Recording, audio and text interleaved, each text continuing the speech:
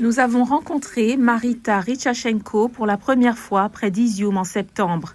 Elle a accompagné une équipe de Voice of America TV enquêtant sur des crimes de guerre russes présumés. D'apparence fragile mais courageuse, elle nous a montré le chemin vers une fosse commune récemment découverte. Aujourd'hui attachée de presse du commandement de l'armée de l'Est, elle est appelée dans la capitale. Nous sommes revus au bureau d'Ukrainska Pravda, un journal en ligne où elle avait travaillé avant la guerre. Lorsque les Russes ont marché sur Kiev en février 2022, le père de Richachenko s'est engagé dans l'armée, tout comme son petit ami. Elle a décidé de faire de même, s'engageant dans la défense du territoire. Je n'ai pas peur de retourner dans la région de Donetsk et d'aller au poste, tout simplement parce que je me sens vraiment à l'aise avec ma troupe. Mais c'est un peu difficile de penser à mon peuple, mes amis, mon père, qui est maintenant à Bakhmout, mon petit ami, qui est également parti. Ce n'est pas difficile de servir. Ce qu'il est, c'est d'attendre quelqu'un revenir du front. Elle affirme que la chose la plus difficile à propos de la guerre est d'apprendre la mort de ses camarades. Je n'ai pas peur de retourner dans la région de Donetsk et d'aller au poste, tout simplement parce que je me sens vraiment à l'aise avec ma troupe.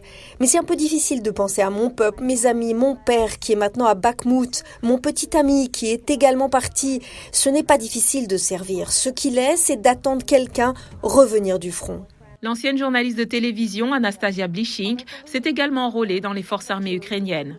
Originaire de Kherson, elle raconte que depuis 3 ans, elle a voulu s'engager dans l'armée, mais a hésité.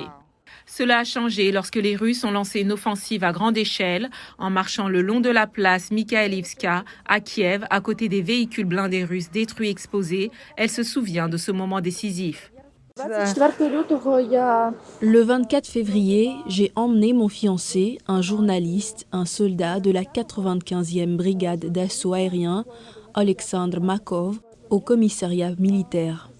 Le 25 février, il m'a appelé et m'a demandé « Comment vas-tu » J'ai dit que j'allais m'enrôler dans l'armée et il a soutenu ma décision. Puis la tragédie est venue. En mai, son fiancé a été tué dans les batailles d'Izium. Les personnes comme lui me semblaient immortelles.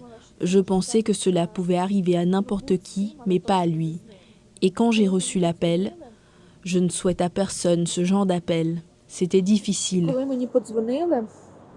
Près d'1 an plus tard, loin du front, malgré de belles victoires, son chagrin est toujours aussi vif. C'est plus facile pour moi là-bas. J'ai vu de mes yeux la libération d'Izium, la libération du village de Dovienke, où Sacha est mort. Izium et Dovienke sont à nous, mais cela ne me fait pas me sentir mieux.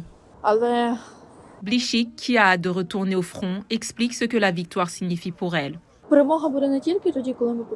La victoire viendra non seulement quand nous récupérerons tous nos territoires, mais aussi quand nous débarrasserons notre pays de tous les traîtres, quand tous les Ukrainiens comprendront que parler est l'arme la plus puissante et quand il y aura du respect pour tous ceux qui sont maintenant au front.